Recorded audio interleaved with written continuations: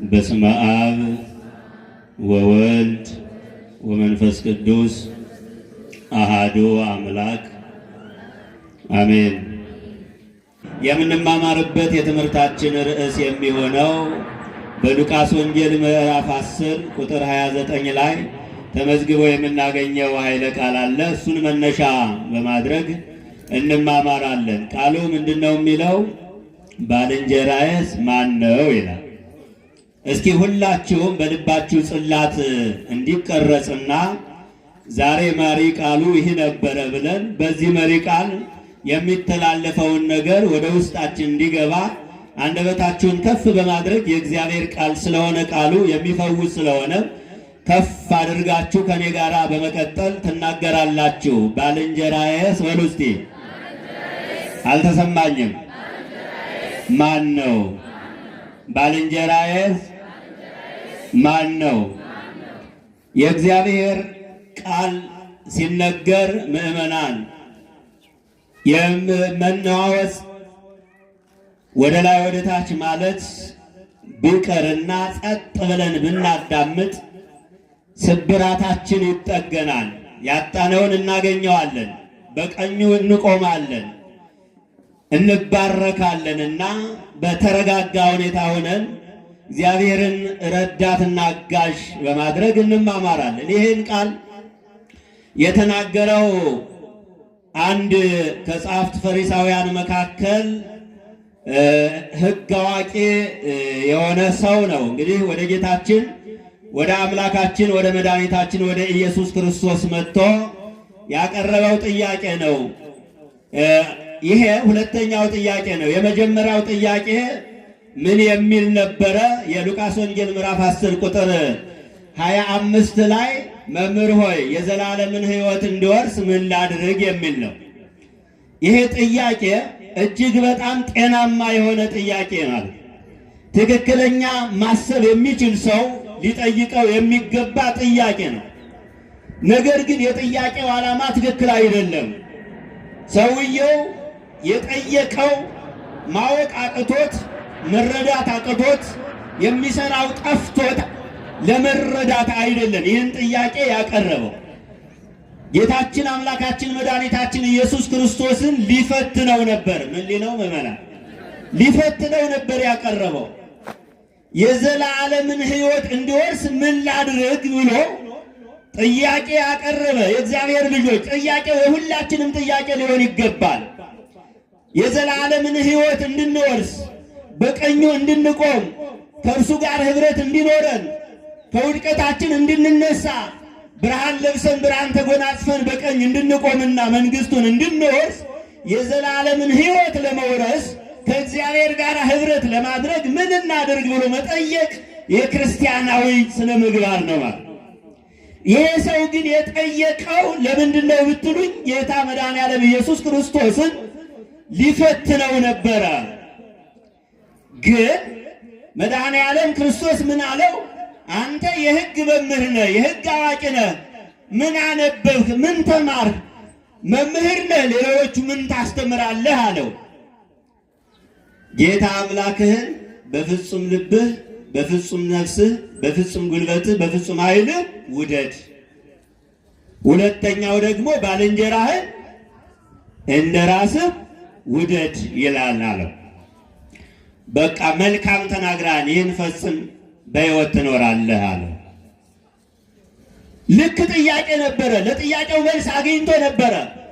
ሰውየው ጥያቄው ጠይቆ ለመረዳት ስላልሆነ ይገርማችኋል፣ የመለሰው መልስ አልመሰለውም። ሌላ ጥያቄ ፈጠረ። የእግዚአብሔር ልጅ ታውቃላችሁ፣ በየመንገዱ እንደምታውቁት እንደምትረዱት ብዙ ጥያቄዎች አሉ።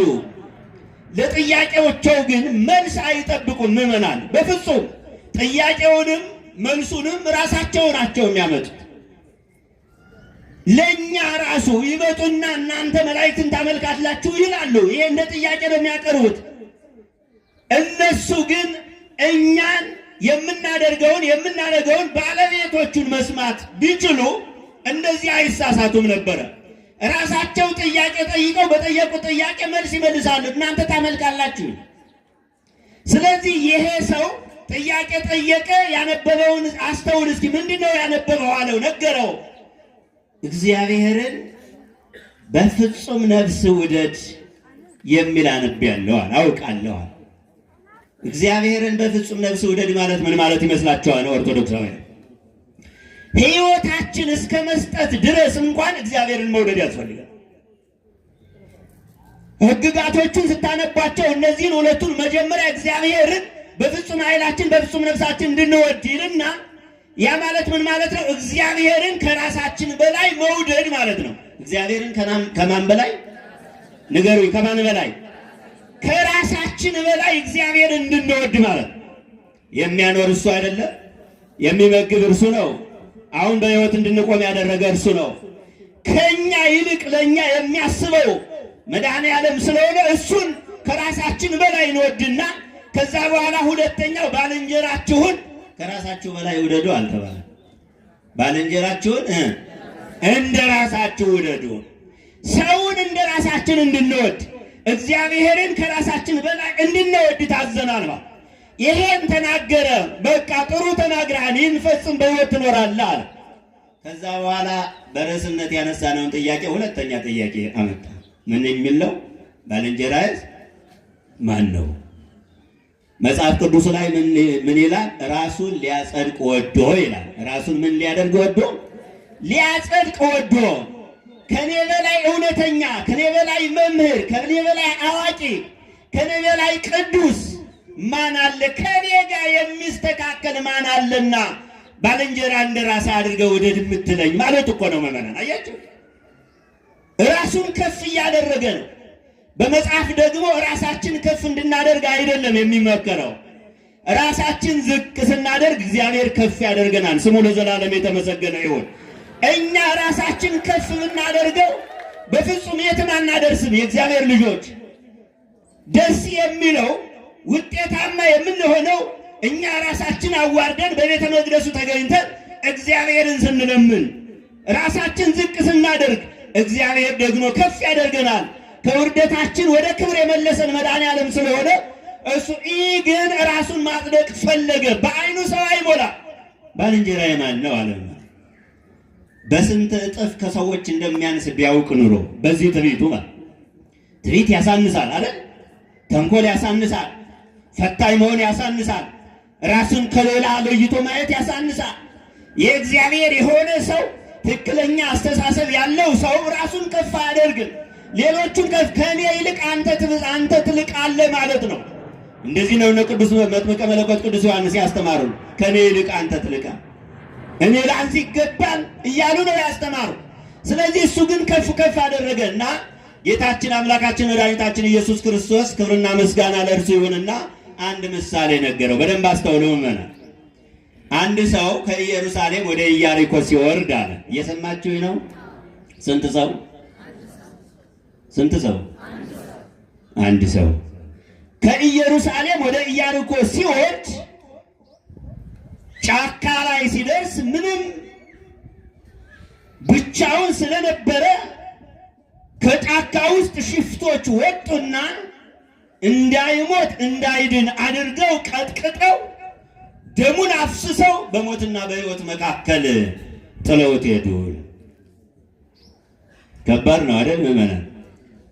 ዛሬ በሕይወትና በሞት መካከል ጥሎ መሄድም የለም አይደል? እያረዱ ደም እያፈሰሱ እንዳውም ዘልዝለው ሲበሉ ያሳዩናል። ያሳዝናል።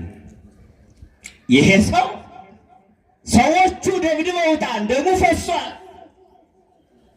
መረዳት ይፈልጋል፣ የሚያግዘው ይፈልጋል። እባካችሁ እርዱኝ ለማለት እንኳን አይችልም። ይኸውላችሁ በሞትና በሕይወት መካከል ማለት ሙቷን ብላችሁ ጠጋ ስትሉ የሆነ እስትንፋስ ሙቀት አለው ሰውነቱ። ይህማ ደግሞ አለ በሕይወት አለ ስትሉ ደግሞ አይንቀሳቀስም። በሞትና በሕይወት መካከል ማለት በጣም ከባድ ነው። እግዚአብሔር ልዩ በዚህ ውስጥ እያለ በዚህ መከራ ውስጥ እያለ አንድ ካህን መጣ፣ ተመለከተው። ደሙ ፈሷል፣ ሰውየው ቆስሏል። በሕይወትና በሞት መካከል ነው፣ ግን ገለል ብሎ ሄደ ካህኑ። ምን አይነት ጨካኝ ካህን ነው እያላችሁ እንዳይሆን ሌላው ሌላዊ መጣ፣ አየው፣ ተመለከተው፣ ደሙ ፈሷል። አሁንም አላገዘው፣ ማረዳውም፣ ገለል ብሎ ጥሎት ሄደ። ሶስተኛ አንድ ሳምራዊ መጣ። ይኸውላችሁ ይሄን የሚነግረው ጌታችን መድኃኒታችን ኢየሱስ ክርስቶስ ራሱን ሊያጸድቅ ወዶ ባልንጀራ የማን ነው ላለው ሰው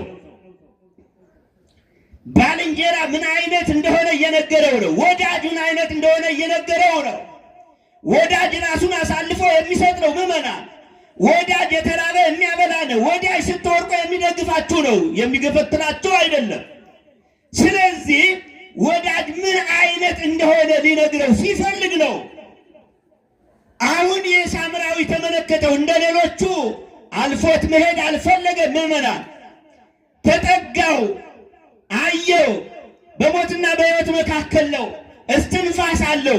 ይሄማ በሕይወት አለ አለና ቀና አድርጎ የሚፈሰውን ደም ጠርጎ አቁሞ የቁስል መድኃኒት የሚሆኑትን የወይራ ዘይት ያሉትን በሙሉ ከቁስሉ ላይ አድርጎ አስሮ ከወደቀበት አንስቶ በአህያው ላይ አስቀምጦ አካባቢ ወዳለው የእንግዳ ማረፊያ መንደር ይዞት ሄደ።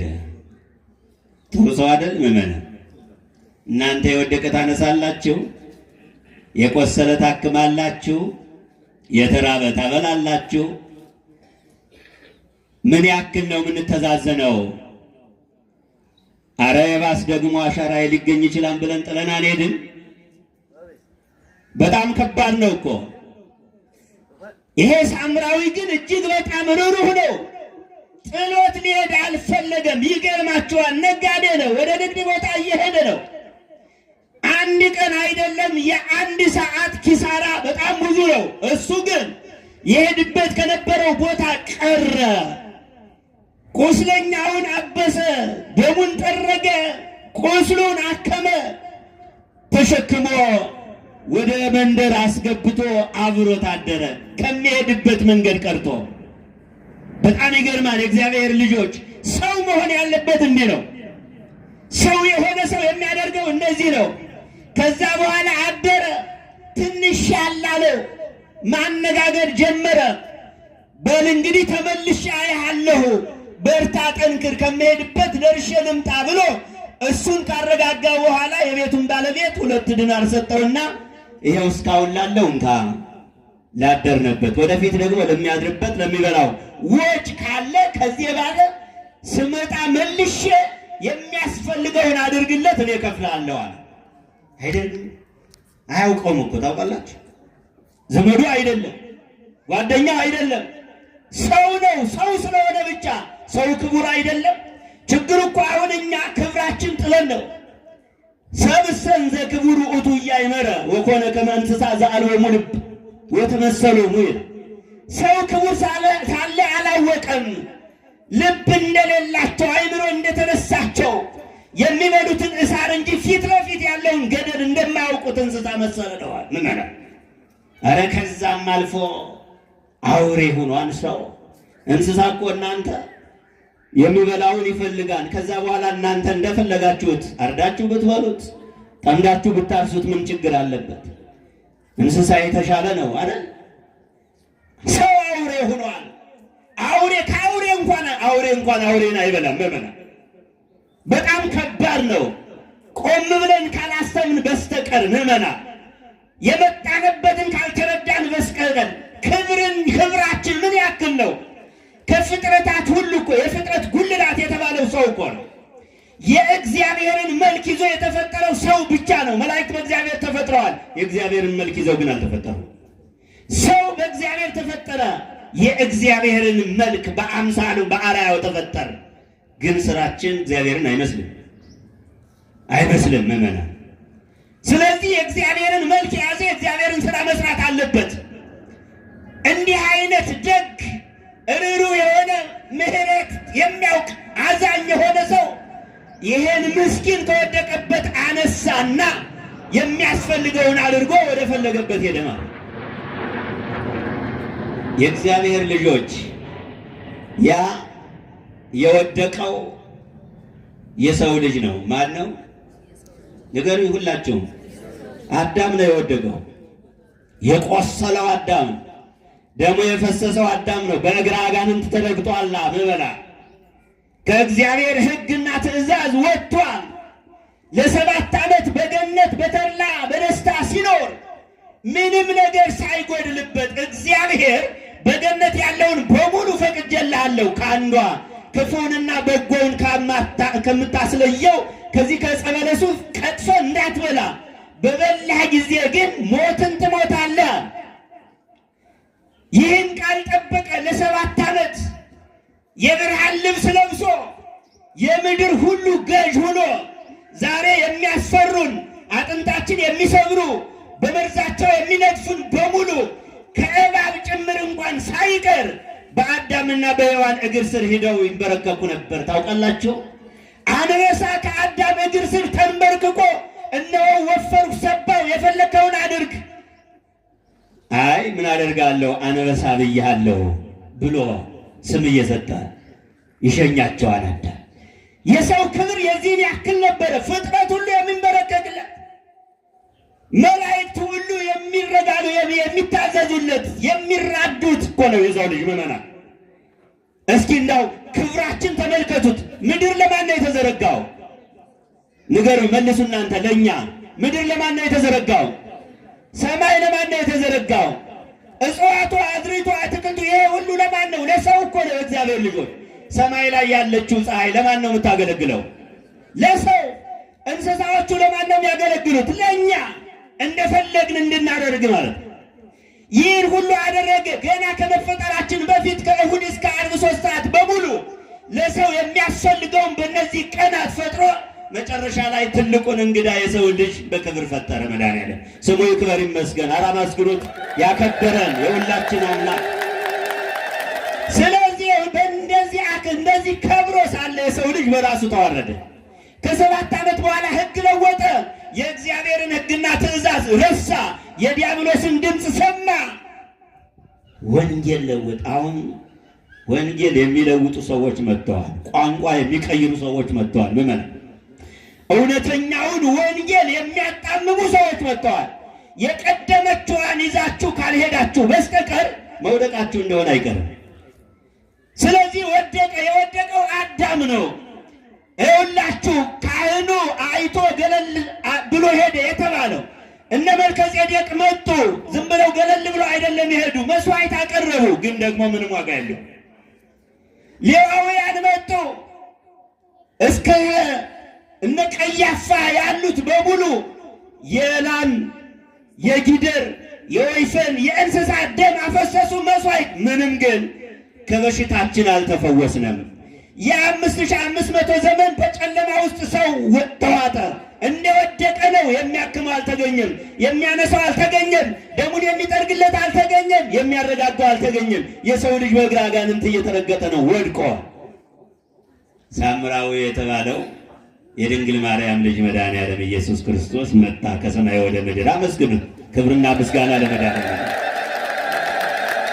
አያችሁ፣ ከውድቀታችን ሊያነሳን እሱ ከሰማይ ወደ ምድር መጣ። ኃያል ወልድ ፍቅር ሳበው።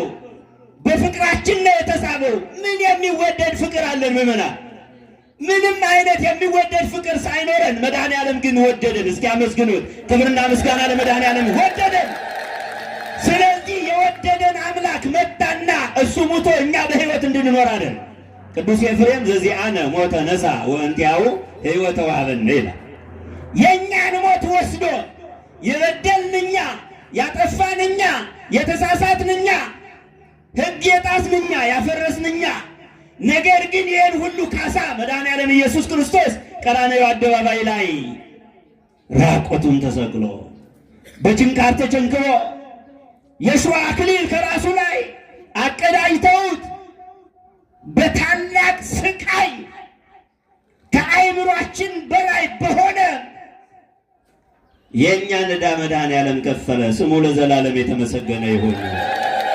ስለዚህ ከውድቀታችን ያነሳል እና መድኃኒዓለም ኢየሱስ ክርስቶስ ምን አለው ለሰውየው? እሺ ከነዚህ ከሦስቱ ለወደቀው ሰው ባልንጀራው ማን ነው? የትኛው ነው ባልንጀራው? ምዕመናን ካህኑ ነው? ሌዋዊው ነው? ሳምራዊ ነው? ንገሩኝ በአንድ ድምፅ። ማን ነው? ወዳጁ ማን ነው? ምሕረት ያደረገለት ማን ነው? ማን ነው ባልንጀራው አለው። ምሕረት ያደረገለት ነው አለ። አንተም እንደዛው አድርግ። መጀመሪያ ሕግ ፈጽም በሕይወት ትኖራለህ አለ። አሁን ደግሞ ባልንጀራ ለመሆን የእውነተኛ ወዳጅ ከሆን ምሕረት አድርግ። እንደዚህ አድርግ። ለሰዎች ዘንድ ለሰዎች ራራ። የሰዎችን እድገት ከፍታ እንጂ የሰዎችን ውድቀት አትፈልግ። እውነተኛ ወዳጅ ማለት ነው ምእመናን። እስኪ እናንተ በየመስሪያ ቤታቸው በየጎረቤታችሁ ባልንጀራችሁ ማን ነው? ከማን ጋር ነው የምትበሉት? ከማን ጋር ነው የምትጠጡት? ከማን ጋር ነው የምትወጡት የምትወርዱት? እውነተኛ ባልንጀራ አለ ወይ? እውነተኛ ጓደኛ አለ ወይ? እውነተኛ ወዳጅ አለ ወይ? እውነተኛ ወዳጅ መድኃኔዓለም ኢየሱስ ክርስቶስ ነው። ስሙ ይክበር ይመስገን። እሱ ወዳጃችን ነው። አንድ የአገር ገዥ ንጉሥ ነው አሉ።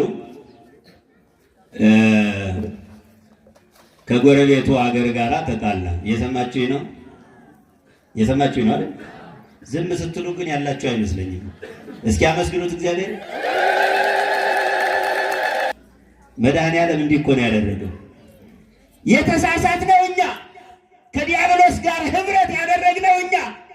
መድኃኔዓለም ኢየሱስ ክርስቶስ ደግሞ ያን ሕግ ከፈጸመ የሰው ልጅ እንደሚሞት ተናግሯል። ስለዚህ ምንም ጥቅም ስለሌለው የሰው ልጅ ሞት ራሱ መድኃኔዓለም የእኛን ዋጋ ለመክፈል መጣና ተገረፈ። እንዳውም በስርዓቱ አረባ ግርፋት አይደለም እመና። በሕጉ የሚገረፍ ሰው አይሰቀልም፣ የሚሰቀል ሰው አይገረብም። ግን ሊያስገርፍ የሚችል ስራ የበደለ ሰው አለ፣ ሊያሰቅል የሚችል ስራ የሰራ ሰው አለ። የሁሉንም ዋጋ መድኃኔዓለም ኢየሱስ ክርስቶስ 666 ጊዜ ተገረፈ። ያሳዝናል። ከዛ በኋላ ራቁቱን ቀራንዮ አደባባይ ላይ ሰቀሉት። የቻሉትን አድርገው ወደ መቃብር አወረዱት። ነገር ግን እሱ በታላቅ ኃይልና ስልጣን ሞትን ድል አድርጎ ተነሳ። እልል ብላችሁ እግዚአብሔርን አመስግኑ። ሞትን ድል አድርጎ ተነሳ። ለዚህ ነው ሰላምታችን የሆነው ክርስቶስ ተንሥአ እሙታን በዐቢይ ኃይል ወሥልጣን ማለት ክርስቶስ በታላቅ ኃይልና ስልጣን ተነሳ ማለት። ይኸውላችሁ ክርስቶስ እንዲህ ዋጋ የከፈለው መድኃኔዓለም በታላቅ ኃይልና ስልጣን እውነተኛ ወዳጅ፣ እውነተኛ አጋዥ፣ እውነተኛ መሪ፣ እውነተኛው ዘመድ መድኃኔዓለም ኢየሱስ ክርስቶስ ዋጋ ከከፈለ በኋላ ግን ሞት ይዞ ሊያስቀረው አልቻለም። በታላቅ ኃይልና ስልጣን ሞትን ድል አድርጎ ተነሳ።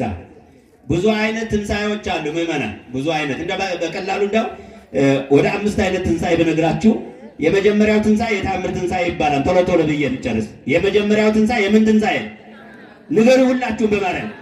የመጀመሪያው ትንሣኤ የታምር ትንሣኤ ይባላል። ይሄ የታምር ትንሣኤ የሚባለው አስነሻለሁ ከተነሳ በኋላ መልሶ ደግሞ ይሞታል። አልዓዛርን ኢየሱስ ክርስቶስ አስነሳው። ትንሽ ከቆየ በኋላ መልሶ ሞቷል።